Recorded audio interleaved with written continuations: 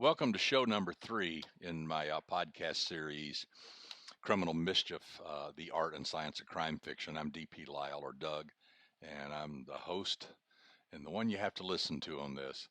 Last time we talked about cause and manner of death. We were discussing the 3 most important determinations that the medical examiner or coroner must make: the cause of death, the manner of death, and the time of death. This time we're going to talk about the time of death. First of all, determining is absolutely critical, because if it's not known when the person died, it really hampers the investigation a great deal. And that's why in every story you hear, whether real or fictional, the time of death becomes important. But what is the time of death? What do we mean by that?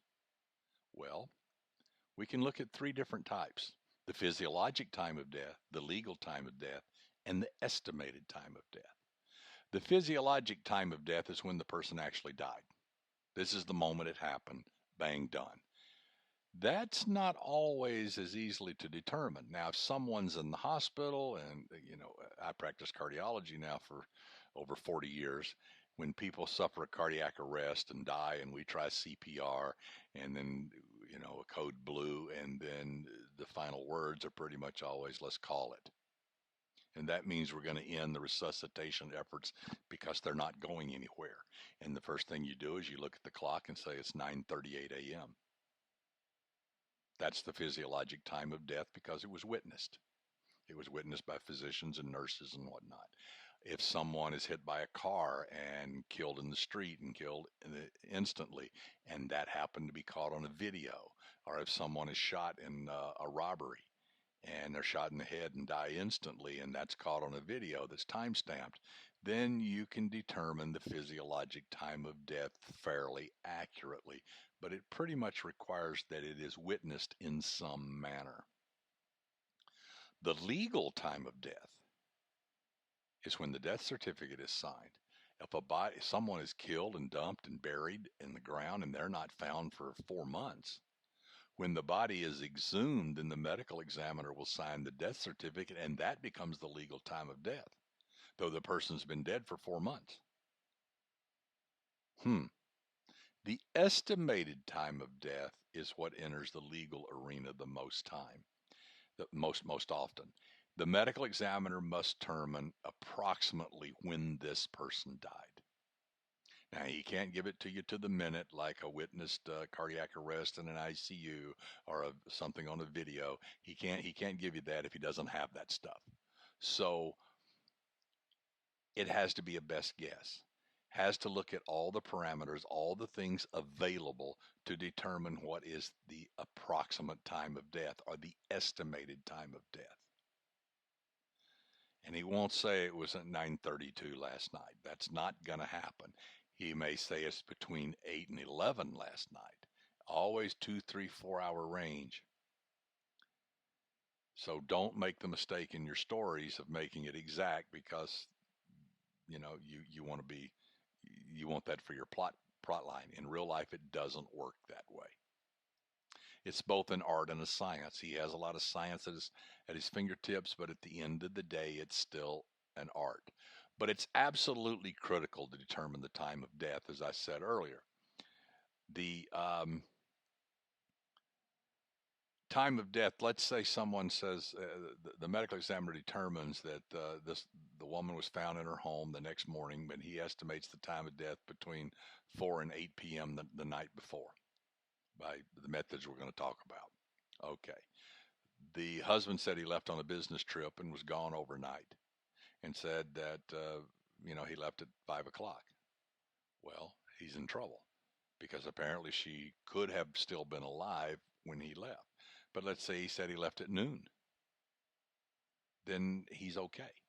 He's been gone, and if he has witnesses and he has a method of proving his whereabouts, then someone else had to do it, because he was in the next state on a business trip at the time of the death, because between 4 and 8 p.m., he was 200 miles away having a business dinner, a business meeting. So the time of death is critical because it changes the suspect list. Also, if witnesses witness stuff, they see someone around the house. Well, we saw a meter reader, or we saw the gardeners there, but they were there like 2 in the afternoon and they were gone by 3. Okay. Or they were there between 4 o'clock and 6 o'clock in the evening. We saw them working on the trees and the shrubbery. Okay, now they're still suspects. So the time of death is absolutely critical. The sooner after death that the corpse is located, the better it is for the medical examiner, because many of the things that are used are best used within the first 48 to 72 hours. After that, these techniques, none of which are all that great, become even less great. And the reason for this is what happens when someone dies is not written in stone. It's not the same for everyone. The changes after death are variable and they're unpredictable. So again, the medical examiner has to make a best guess as to what the time of death was. But he has some tools. And we're going to look at body temperature and rigor mortis and lividity, or liver mortis it's called, the degree of putrefaction or decay, stomach contents, insect activity, and scene markers. Let's start with body temperature because it's often the most important. Now, your normal body temperature is 98.6. Once you die, the heat generating functions within the body, the metabolism, the blood flow, the digestion, the using of proteins and sugars and stuff like that with the body, all of which produce heat, go away because nothing happens like that after death. And the body will begin to lose heat. Heat will radiantly come out of the body, it will leave, and the temperature will start dropping. Now, the formula is that you lose about 1.5 degrees per hour. So that means 4 hours after death, you've lost 6 degrees of body temperature. So 98.6 should be like 92.6 in a perfect world. So if the medical examiner, if the body's found quickly, does a temperature, and what they often do is a little incision in the right upper quadrant of the abdomen over the liver and stick the thermometer into the liver to get a core body temperature. Um, if the temperature's dropped 6 degrees, then he can estimate that it's been about 4 hours. May or may not be true. Why is that? Why is that? Depends on the environment. If someone is in a normal temperate room laying in the living room and the ambient temperature is 72 degrees, then this 1.5 degrees probably works pretty well. But what if they're in a freezer? What if they're in a commercial freezer where it's like 10 degrees? Well, obviously the gradient temperature difference between the body and the outside is greater, and therefore heat is leached from the body much more rapidly. Or what if they're outside and it's cold and the wind's blowing? You know, you've all gone outside when it's cold and it's fine until the wind kicks up and then suddenly you're freezing. We call it the wind chill factor. Well, it removes heat from the body faster if it's windy, or if it's raining and you're wet, or you fall into a river that's got ice flows on it and drown. The body is going to lose temperature much more rapidly under those circumstances than it would if the body was laying in a living room somewhere at 72 degrees. That's just physics. And so when the medical examiner looks at the body temperature, he has to take all this environment into consideration. Other things can change his determination too. Obese people tend to lose heat much slower than very thin people because they don't have that layer of body fat, that insulation. It depends on the clothing that the person's wearing. If someone's all bundled up in a ski parker and thermal pants and thermal underwear and all that, the body's going to lose heat even if they're found in the snow a lot slower than if they're running around out there in jogging shorts. Common sense. Also, if they're exposed to direct sunlight. If someone's laying in a field, the body's laying in the field, the heat from the sun is going to be brought into the body, and that's going to lessen that gradient of temperature loss. What if they're in the trunk of a car in Houston, Texas in August, sitting out in the parking lot in the hot sun? The temperature inside that trunk could be 130 degrees.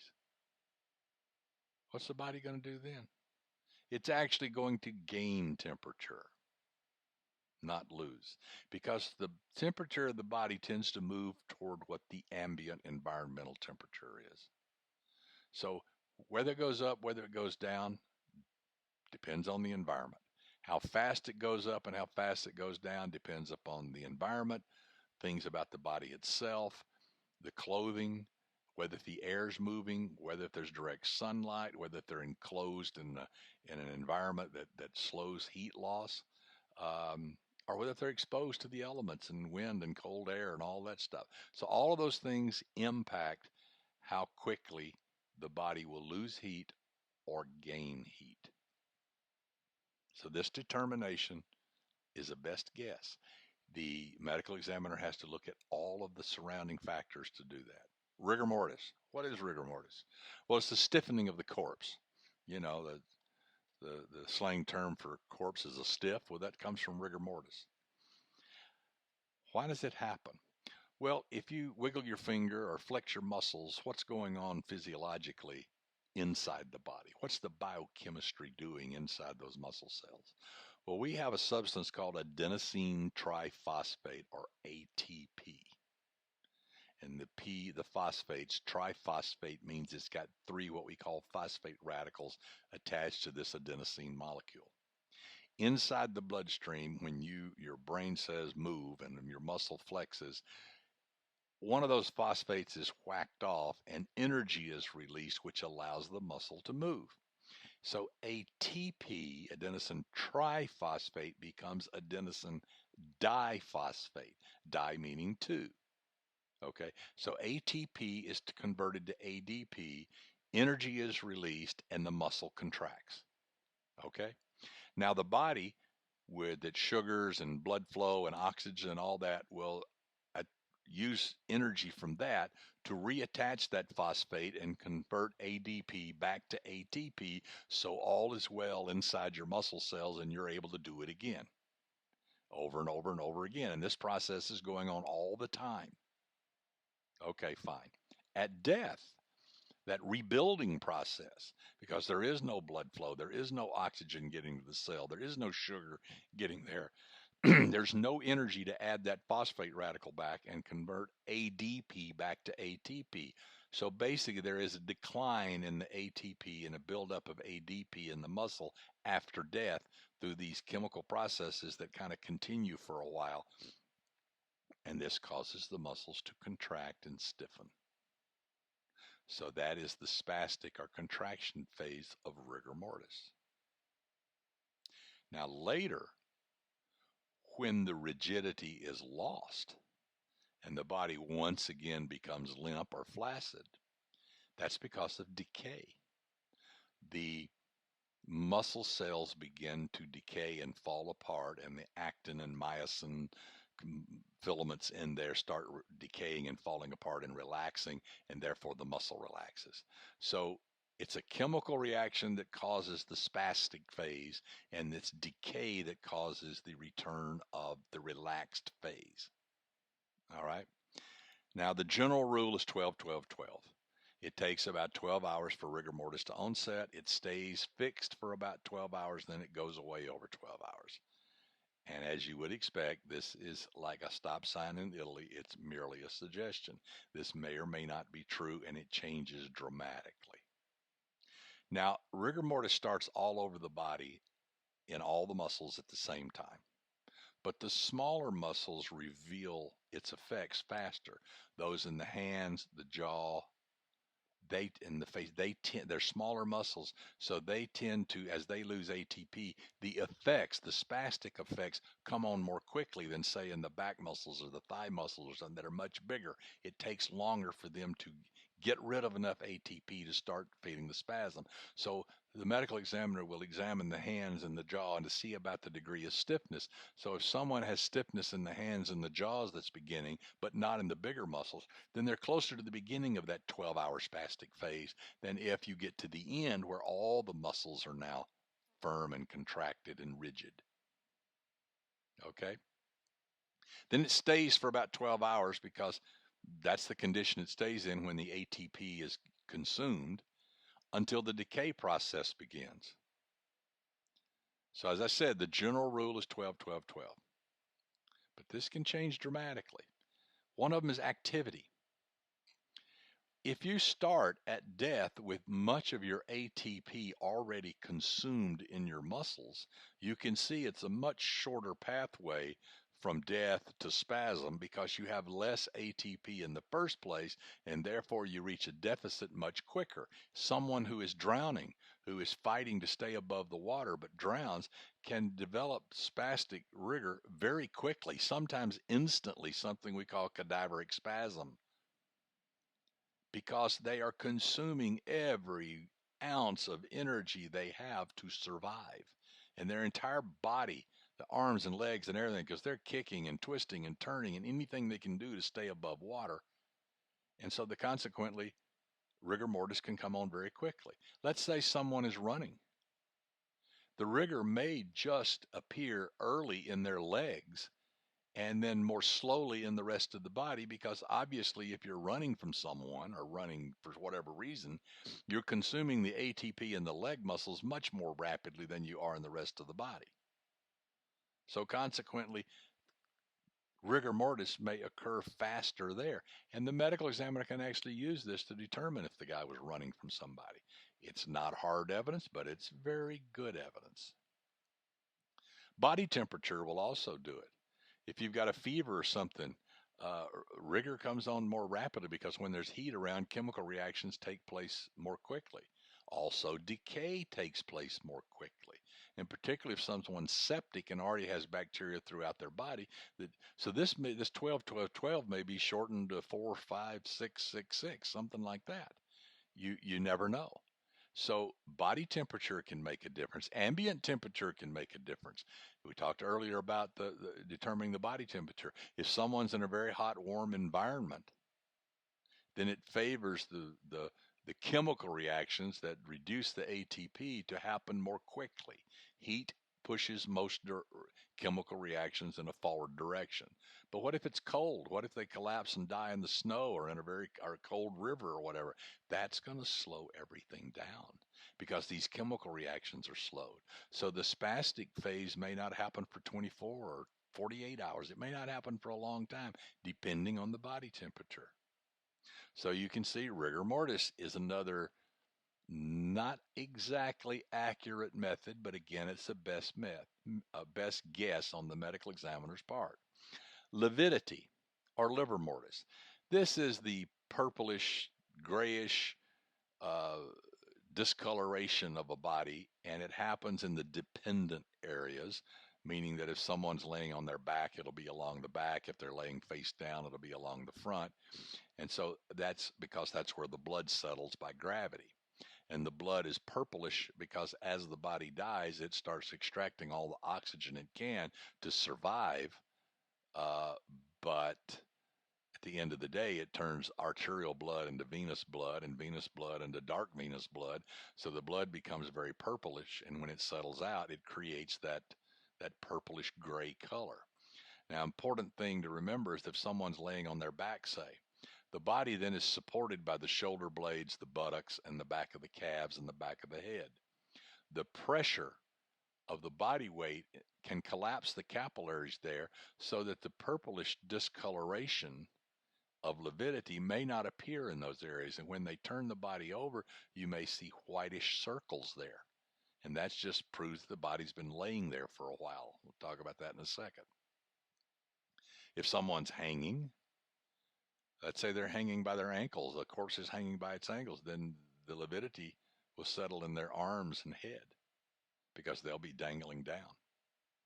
Now, there's a couple of exceptions to this purplish color: carbon monoxide, cyanide, and freezing. Carbon monoxide produces a chemical called carboxyhemoglobin that is bright red. Cyanide produces one called cyanohemoglobin, which is bright red. And so consequently, the blood is not that purplish hue, it's more reddish. So the lividity can be pinkish in nature. This can also happen in some cases of freezing to death. And it's because, again, the chemical processes that extract oxygen during the throes of dying are slowed so much that the blood remains more oxygenated both arterially and venously than it would under normal, as it were, circumstances, and so the lividity can take on take on a pinkish color. Okay, so what happens? Someone dies, they're laying on their back, and the blood starts settling in all the blood vessels and down in the capillaries, and so the tissues start taking on a grayish color. And this begins in a half an hour to a couple of hours after death. And so it should be visible, an hour or two after the person's dead, it should start. But there's a shifting and there's fixed lividity. Let's say the body lays there for an hour and then someone turns the body over. Well, the blood, because even though it is clotted, it's broken apart again. And that's what happens. Blood first clots and then starts disintegrating. It can shift, and the lividity can now move to the new position. So if they're rolled from their back to their left side, now the dependent area is the left side, and the blood starts collecting in that direction. But after about 6 or 8 hours, the lividity becomes fixed. And let's go back to the person laying on their back. They're laying on their back, blood has settled in the blood vessels, lividity starts appearing, but then the capillary vessels, the tiny microscopic vessels, start breaking down. And now this purplish blood seeks into the tissues and staining them, tattooing them, if you will. Now, after 8 hours, if you turn the body over, it doesn't matter, because now it's fixed into the tissues. It's not in the bloodstream anymore, and so it can't shift. It's fixed. Well, the medical examiner can use this. Let's say someone's found laying in the woods face down, but all the lividity's on their back. What does that tell him?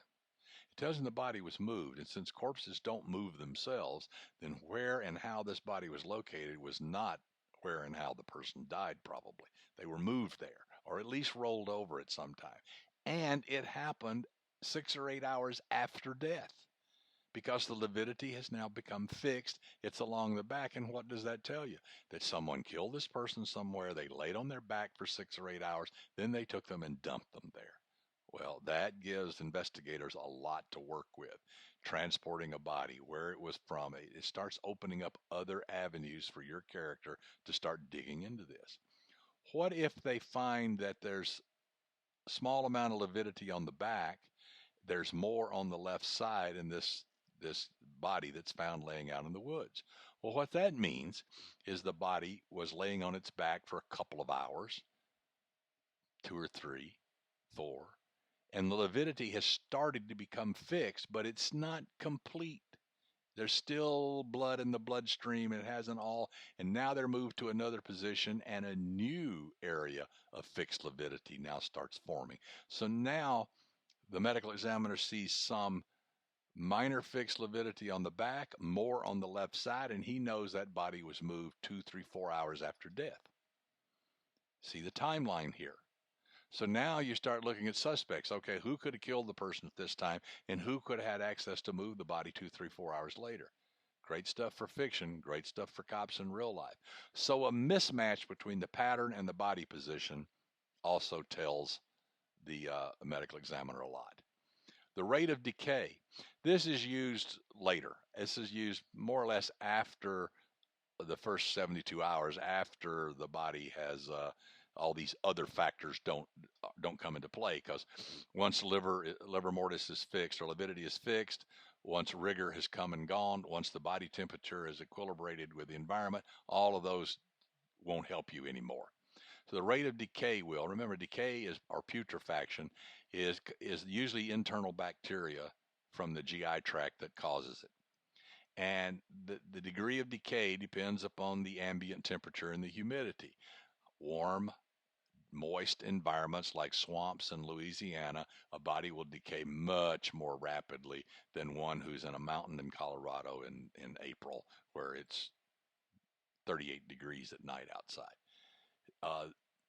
Bacteria like warm and moist.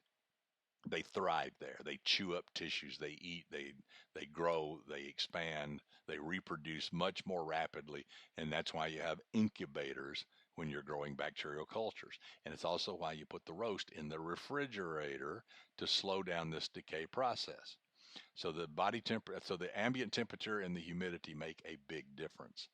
Uh, if they say if a body is laying on the ground versus one in water, the water will decay. One in the water will decay. It'll take twice as long, and if they're buried, it will take 4 times as long. Again, very very soft data there. It's not all that predictable. Whatever happens, happens.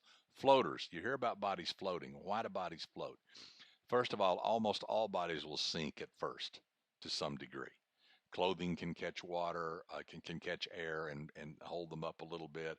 The water can be moving and they can tumble and snag on something, but typically bodies sink to begin with. And so then later, when this putrefaction or decay process happens, one of its byproducts is it produces gases in the chest and the abdomen and the tissues. And once the body becomes buoyant, in other words, the amount of air inside is able to raise it against its weight in the water, it will then float and come to the surface. This can happen in a swamp in Louisiana. Again, 48, 72 hours may be enough, maybe less. It can happen very quickly because all that decay process is running full tilt. But if you take someone like the famous Laci Peterson case and you dump them in the San Francisco Bay where the water temperature is quite cool, it may take months for enough gas to accumulate for the corpse to rise and float to shore. So temperature makes a difference.